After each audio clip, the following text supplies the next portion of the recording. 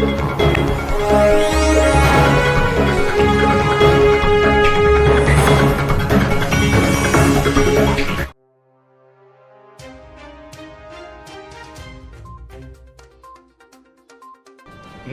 मैं मनीष तिवारी और आप देख रहे हैं हिंदुस्तान टीवी। आज हमारी टीम उपस्थित है सिवान जिले के जीरादेव प्रखंड के शुरवल गांव में और हमारे साथ उपस्थित हैं जेपी सेनानी महात्मा सिंह। और आज चंद्रशेखर जी का पुण्यतिथि है जो भारत के भूतपूर्व प्रधानमंत्री हैं। आइए आज हम जानते हैं उनके जीवन के बारे में कि उनका प्रारंभिक जीवन कैसा रहा, राजनीतिक जीवन कैसा रहा और कैसे वे भारत के इतिहास में अमर हुए। सर, आप हमको उनके जीवन के बारे में बताएं। युवा तुर्क जी, राष्ट्र नायक जी, भारत के पूर्व प्रधानमंत्री माननीय श्री चंद्रशेखर जी की आज पुण्यतिथि है जी, और पुण्यतिथि के मौके पर जी, मैं अपनी जिंदगी की 69वीं वसंत देख चुका हूँ जी, और उन्हें मैं अपनी पुण्यतिथि के मौके पर जी, अपनी श्रद्धा के 2 फूल जी, उनके चरणों में अर्पित करता हूँ, क्योंकि मैं 2 आदमी को अपना आदर्श व्यक्ति मानता हूँ, पुरुष नहीं। जयप्रकाश नारायण, जिनके सानिध्य में मैंने संघर्ष और रचना को उन्होंने मुझे दिया जीवन में, और चंद्रशेखर जी के जीवन में राजनीति और राजनीतिज्ञों के साथ रिश्ते कैसे होते हैं और कार्यकर्ताओं के साथ क्या स्नेह और प्यार लगाव होना चाहिए, यह चीज चंद्रशेखर जी के जीवन में मुझे बहुत करीब से देखने का मौका मिला है। जो उन्होंने भारत कांग्रेस के खिलाफ भारतीय संसदीय राजनीति में दलीय राजनीति के मूर्धन्य जो अपने को कहते हैं, व्यक्तित्व के और छवि के धनी जो अपने आप को कहते हैं, जिन्हें कहा जाता है, तो संसदीय राजनीति में कांग्रेस के खिलाफ विपक्षीय राजनीति का एक चमकता हुआ चेहरा था युवा तुर्क चंद्रशेखर, जिसको मैं करीब से देखा हूँ। आज उनकी श्रद्धांजलि दिवस है, इसलिए मैं अपनी जिंदगी के 69 वर्ष पार करने के बाद 100 बार उनके कदमों में अपना चरण मस्तक करता हूँ। उनसे जो मैंने सीखा और उन्होंने जो इस समाज को दिया, उनका एक सपना था कि भारत का हर जिस तरह के गुलाब अपने पंखुड़ियों को समेटते हुए गुलशन को नई रोशनी देने का सार्थक प्रयास करता है, यह सोच चंद्रशेखर जी के मन में थी। और चंद्रशेखर जी के साथ इतना काफी गहरा लगाव था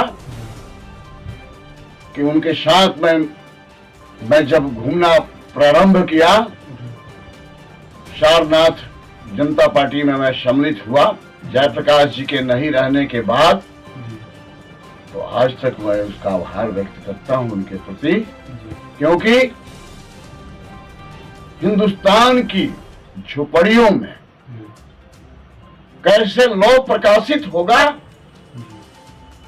वो दलितों, वंचितों, गरीबों, मध्यम वर्ग के परिवार के लोगों के प्रति जो उनकी सोच थी, यह मुझे उनके करीब लाया।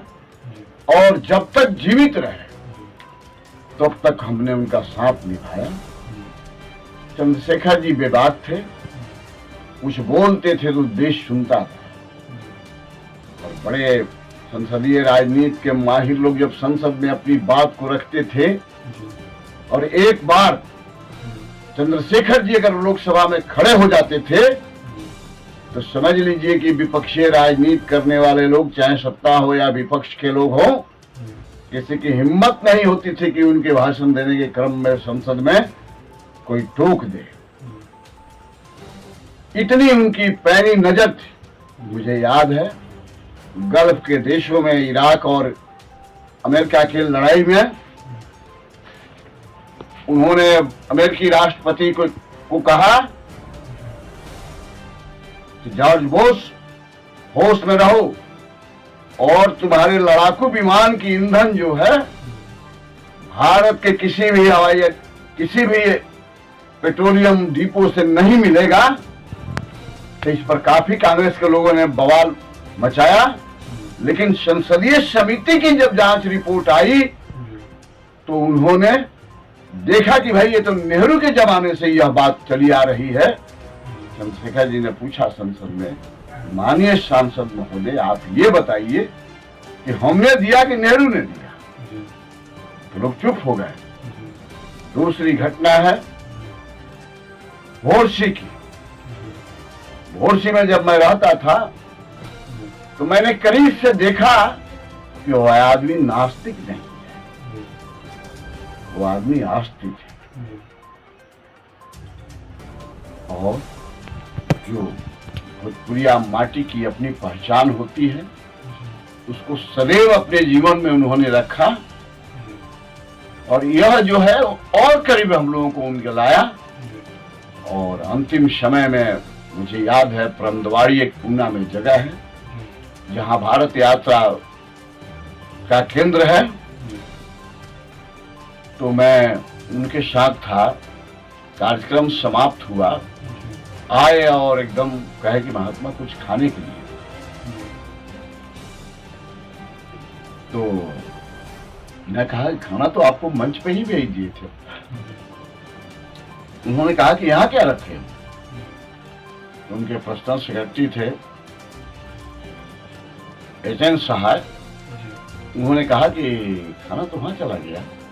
तो हमसे पूछे कि तुम मेरे लिए क्या रखे हो? मैं आपके लिए ही रखा हूं कि अभी तक खाना नहीं खाया हूं,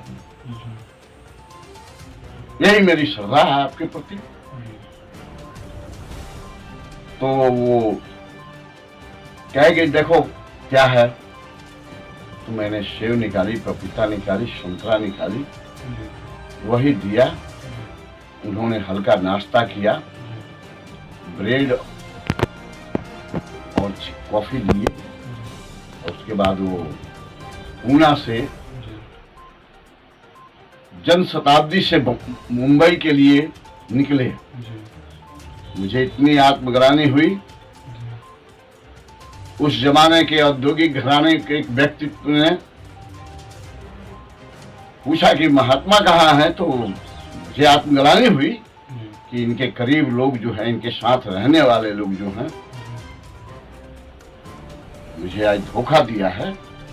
और इसी आत्मग्लानि के चलते मैं मुंबई नहीं आया। दूसरी घटना है कि तीसरी घटना है कि कहा कि महात्मा सब लोग तो साथ छोड़ रहे हैं। मुलायम सिंह यादव, लालू प्रसाद यादव, शरद यादव, भाजपा के लोग, भाजपा बनी, वो लोग साथ नहीं रहे। तो हमसे पूछा कि तुम्हारा और हमारा संबंध कब तक रहेगा? मैंने कहा कि अध्यक्ष जी, जिस दिन आपको कंधा दे लूंगा उस दिन मैं प्रणाम करूंगा और मैं दिल्ली नहीं आऊंगा। ईमानदारी की बात है, आज तक मैं अभी तक उनके मृत्यु के पश्चात मैं नहीं गया हूं। वादा किया तो निभा रहा हूं। उनका जो जीवन था, बचपन था, वो कहाँ पे बीता? उनका जन्म कहाँ हुआ था? देखिए, आपने ये सवाल पूछा है, बहुत गरीब परिवार में थे, बहुत गरीब। उनके पिताजी की 2 शादी थी, बड़े से उनके एक बड़े भाई थे और छोटे से 3 भाई थे। और कभी कभी गाढ़ी दाल वो जिक्र करते थे कि मेरे जीवन में मिला नहीं है, परिवार समृद्ध था, लंबा था। तो भोरसी आश्रम पर जब हम लोग रहते थे तो अध्यक्ष जी पूछते थे, हम लोग के लिए तो अध्यक्ष जी थे, तो कहते थे महात्मा बताओ,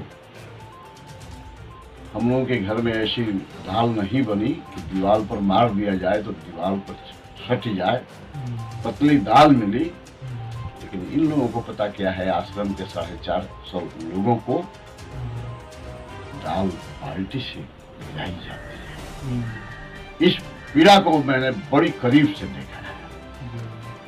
और विभाग बोलते थे, हंसमुख आदमी थे। छपरा जिले में कई उनका संबंध था, तो कभी कभी कहते थे कि का छप रही है, का हाल बा, उनके दुआबा से ठीक है बा। दुआबा मतलब बलिया था उससे।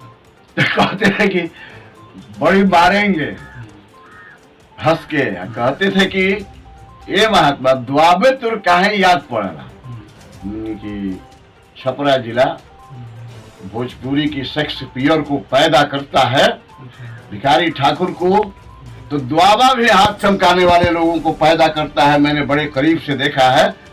इसलिए जब आप यह सवाल हमसे करते हैं कि छपरहिया के का हाल बा, तो भाई मैं तो गणतंत्र के प्रथम राष्ट्रपति डॉक्टर राजेंद्र प्रसाद के जन्मधरती का रहने वाला आदमी हूँ।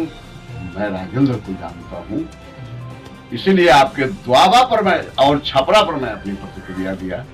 कहते थे कि कब तक संबंध निभा दोगे, उनकी जब तक आप देख लो मेरे परिवार के लोग बड़ी बेबात कहते थे कि ऐसा है कि अगर ये लोग कुर्ता धोती बंडी ले लें तो मुझे गमछा पर छोड़ दें तो शाम तक मेरे पास कुछ कपड़े हो जाएंगे। लेकिन ये लोग मेरे मरने के बाद मेरे मूल्यों को, नीतियों को, सिद्धांतों को और निष्ठाओं को बेच देंगे, तिलांजलि दे देंगे, क्योंकि इनके पास अर्थ का महत्व है जिसके खिलाफ है। पूरे बिहार और उत्तर प्रदेश के लोग, उस समय कैंसर की शिकायतें कम होती थी, हृदय गति की शिकायतें हार्ट की ज्यादा होती थी। जो भी उनके दरबार में गया, अपने मित्रों से सहयोग लेके, मैंने अपने जीवन में कम से कम हजारों लोगों को देखा कि उन्होंने सही कराया और इलाज कराया। तो उस तरह के व्यक्तित्व के धनी, कार्य के प्रति प्रतिभावान, कर्म के प्रति कर्मशील, तो मैंने माना कि यह आदमी इस देश का एक समाजवाद का अंतिम जागता हुआ रोशनी है और जिसका छाप हम लोगों पर पड़ा नहीं पड़ता है। मुझे याद है कि इमरजेंसी के दिनों में जयप्रकाश जी जब गिरफ्तार हुए और कांग्रेस की श्रीमती इंदिरा गांधी ने आपातकाल में गिरफ्तार की, तो हिंदुस्तान के संसदीय राजनीति में वो आदमी पहला है जिसने जाके अपनी संसद थाने पर जाके गिरफ्तारी दी। उस व्यक्तित्व को मैं जानता हूं। अपने जीवन में कभी भी उन्होंने किसी भी मुद्दे पर अगर संघर्ष ठान लिया तो समझौता नहीं किया। उस समय से जी को मैं बहुत करीब से जानता हूं, इसलिए उनके उत्पत्ति, उनके चरणों में मैं हमेशा नतमस्तक रहता हूं और उनसे यही जाने के बाद उनसे अपेक्षा पालता हूं कि आज भारतीय संसदीय राजनीति में जो दल के राजनीति करने वाले लोग हैं, उनके पास मूल्य नहीं है, नीति नहीं है, सिद्धांत नहीं है, निष्ठा नहीं है और कार्यकर्ता तो है ही नहीं। आज तो जो पैसे वाले हैं, मजदूरों को ले लेते हैं, चाहे दिल्ली हो, बम्बई हो, पटना हो, चाहे कलकत्ता हो, और सारा चीज उसी मजदूर से कराते हैं, तो कार्यकर्ता का चरित्र निर्माण तो किसी पार्टी में नहीं किया। किसी जमाने में साम्यवादी लोग थे और समाजवादी थे जो कार्यकर्ता का चरित्र निर्माण करते थे, लेकिन ऐसे व्यक्तित्व के जाने के बाद और एसएन डांगे और नंबूदरी पाद के जाने के बाद कम्युनिस्टों में भी ये बहुत बड़ी आ गई बात, जो मर्यादाहीन हो गए, और समाजवादी तो आज कोई रहा नहीं। अपने को कह ले लो कि मैं समाजवादी हूं, तो समाजवाद का सपना जो जयप्रकाश जी ने और जयप्रकाश जी के नेतृत्व में जो चंद्रशेखर जी ने देखा था, वो कहीं देखने को अब नहीं मिलेगा। तो जैसा कि आपने देखा, हमने चंद्रशेखर जी के जीवन के बारे में जाना, बलिया जिला से लेकर के दिल्ली तक का उनका सफर कैसा रहा, और एक नेता के रूप में कैसे उन्होंने अपनी पहचान बनाई, कैसे प्रधानमंत्री के पद तक पहुंचे, ये सारी चीज़ें हम जाने और समझे भी उस चीज़ को कि उस समय के जो नेता होते थे कैसे होते थे, और आज के वर्तमान स्थिति में जो नेता होते हैं वो कैसे होते हैं।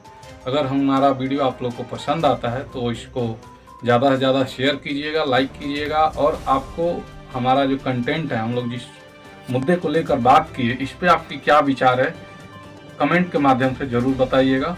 धन्यवाद।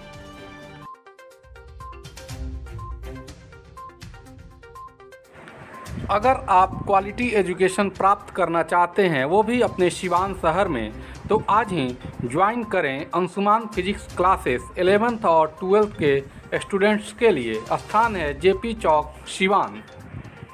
जीरादेई प्रखंड का सीबीएसई बोर्ड से मान्यता प्राप्त एकमात्र स्कूल परमानंद पब्लिक स्कूल में आज ही एडमिशन करवाएं और बच्चों का भविष्य उज्जवल बनाएं।